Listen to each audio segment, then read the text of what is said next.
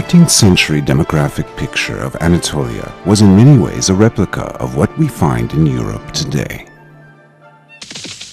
The never-ending crusades and Mongol invasions not only resulted in economic and political upset in the region, but also caused resettlement and therefore coming together of people and communities from various backgrounds, religions, races, and cultures.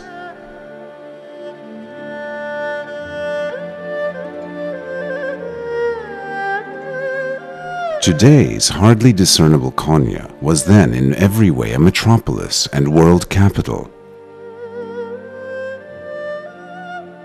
Today's populace of Konya, almost completely Muslim, apart from the seasonal tourists drawn to the city by Mevlana's time-transcending message, was then a regional home to Christians, Jews, Hindus, Buddhists, Zoroastrians, and atheists.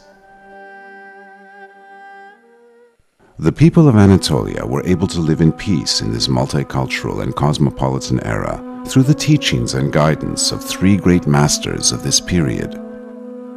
Mevlana Jalaladdin Rumi opened his lodge with his invitation and poem of love and all-inclusiveness. Come, come whoever you are, wanderer, worshipper, lover of leaving. Ours is not the caravan of despair. Come, even if you have broken your vow 1,000 times.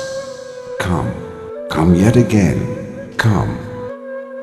Hacı Bektashi Veli, a contemporary of Mevlana, on the other hand, was preaching the message of hope and love in another region of Anatolia to the people much afflicted by plague and social deprivation. Love and affection cooks at our fireplace. Nightingales sing, roses blossom in our breast. Greed and hatred turn to love with us. Lions and gazelles are friends in our bosom. Another poet of love who lived in the same century as Mevlana and Hacı Bektaş was Yunus Emre, who taught that the heart of man was the home of God and that a person's prayer was questionable if he had ever broken another's heart. In one of his poems, when touching upon man's purpose of creation, he says, I am not here on earth for strife. Love is the mission of my life. Hearts are the home of the loved one. I came here to build each true heart. In saying this, he points out that winning over another's heart in friendship is a form of prayer and worship. In another of his poems, he says, Come, let us meet. Let us make life easy. Let us love and be loved. The world shall be left to no one. And with these verses, he calls upon people of different backgrounds, faiths, and cultures to come together and live in mutual acceptance, peace, and dialogue. History has always borne witness to the fact that times of crisis and difficulty have given birth to heroes and leaders. It is not surprising that as heroes of love, Jalaladdin Rumi, Hacı Bektaş Veli, and Yunus Emre have all come within the span of the same century. Surprising would it be if no one had followed in their footsteps and continued to fulfill their role of inspiring and guiding people after them. Iranian Sadi, another poet of the same generation of these three great teachers, says in his famous Bostan, The Garden, No nightingale in the garden of truth has ever sung so eloquently and so beautifully. This being the case, I would be surprised if roses do not blossom from the dust of the nightingale when it dies. Just like this, it would be unexpected for the fertile ground of Anatolia not to continue giving birth to such bearers of peace and love after the likes of Mevlana, Hacı Bektaş Veli, and Yunus Emre.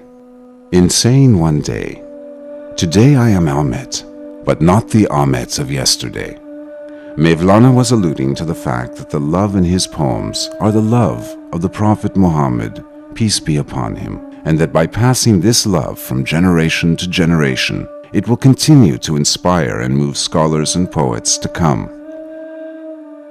Bediüz Zaman, another messenger of love, who came 700 years after Mevlana, once said, Had Mevlana lived in my time, he would have written the books that I am now writing. If I had lived in his time, I would have written the Mesnevi like him. In those times, service to the people was like that. Today, it is like this. Rumi's teachings of mutual love and acceptance as espoused in Come, come whoever you are. Yunus Emre's all-embracing message of love as expressed in We love the created because of the Creator cannot just be a thing of the past.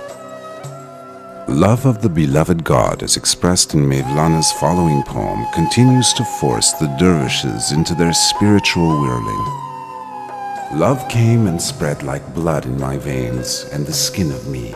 It filled me with the beloved and completely emptied me. The beloved has taken over all parts of my existence. Only my name remains. All else is He. One of the underlying philosophies of the whirling ritual of the Sema is being open to everyone while following one's own belief as expressed in Mevlana's words. Like a compass I stand firm, with one leg firmly grounded in Islam, while my other leg roams freely among the 72 nations. There are those heroes of love today who try to live and practice this philosophy. While it may be disrespectful to refer to these people as modern Rumis, it is nonetheless without doubt that they have taken Rumi's teachings and adapted it to the modern age in spirit and practical terms. You can see such heroes of love in the example of Turkish volunteers across the globe sharing their fast-breaking Ramadan dinners with believers and non-believers alike. In the example of contemporary Anatolian Yunus Emre's, Hacı Bektaş Veli's, and Mevlana Rumi's, who go beyond whoever you are, come, with whoever you are, we will come. Heroes of love who say, open up your heart as much as you can, like the oceans. Let there not be a single troubled soul to whom you have not extended your hand. Heroes of love who believe they are fulfilling Rumi's mission nowadays when giving out the seasonal Noah's pudding to people of different faith, background, culture, and language. Today, the Fethullah Gülen movement, the largest and most dynamic of its kind in the Islamic world, has successfully adapted Rumi's message and teachings of love, peace, and acceptance to this age and time. The movement's spiritual leader and mentor, Fethullah Gülen, seeks to adopt, on the one hand, the line of compassion and love as espoused by Mevlana, Yunus, and Hacı Bektaş, in trying to offer solutions to mankind's modern problems, and on the other hand, the logic and thought process of Imam Rabbani and Bediüzzaman Said Nursi's in his attempts to bring about the new man of balanced disposition.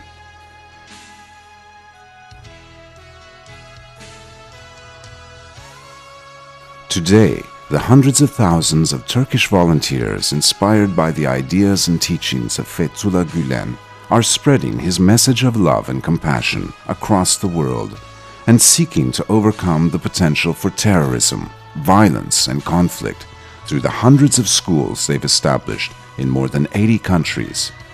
Their interfaith and intercultural dialogue efforts and transnational media networks. This campaign is not one fought with weapons and guns, but with love. Contrary to the predictions of the clash of civilizations theory, this movement believes that the inherent potential of love within the essence of human beings can be made the basis of life and interaction at every level. In the words of Mevlana, this effort is about making a Muslim a real Muslim and man a real man. This project is about plowing our soil once more so that new Mevlanas, Yunus Emre's and Hacı Bektaş Veli's may blossom from its midst once again.